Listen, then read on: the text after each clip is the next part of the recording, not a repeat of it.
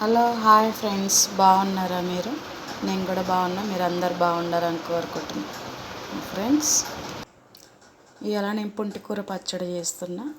ఇంకో పుంటికూర చించుకొని పచ్చిమిర్చి ఒక టమాటా వేసి మంచిగా కడిగి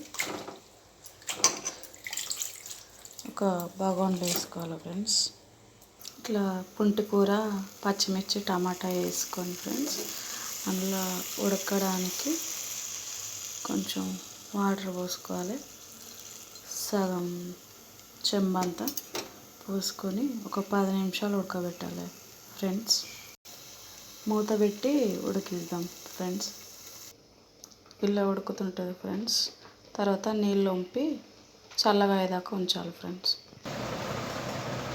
ఇలా పచ్చిమిర్చి ఒక్కొక్కటి తీసుకోవాలి ఫ్రెండ్స్. ఫస్ట్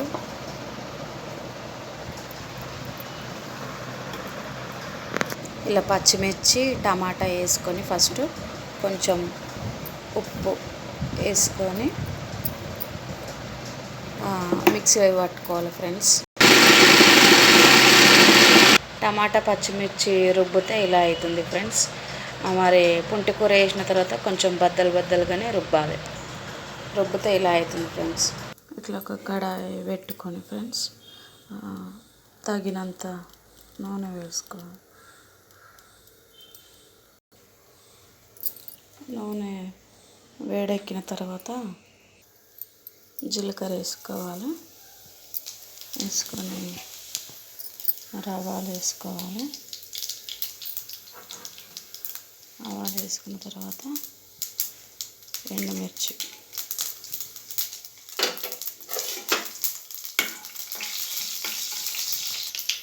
కొంచెం కరివేపాకు,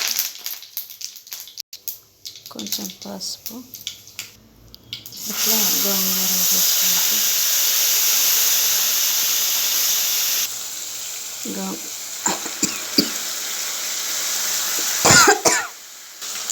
మంచిగా కలుపుకోవాలి. నూనెలో మగ్గనియాలి ఫ్రెండ్స్.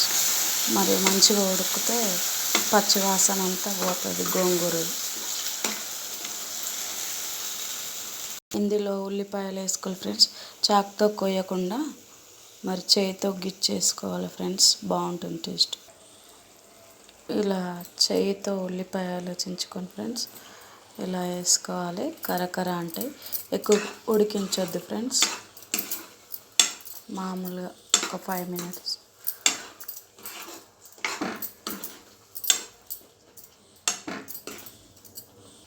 ఫైనల్గా మన గోంగూర పచ్చడి రెడీ అయిపోయింది ఫ్రెండ్స్. మీకు ఎంతమందికి ఇష్టమో ఎంతమందికి ఇష్టం లేదో కామెంట్ బాక్స్లో కామెంట్ పెట్టండి ఫ్రెండ్స్. Bye, thank you.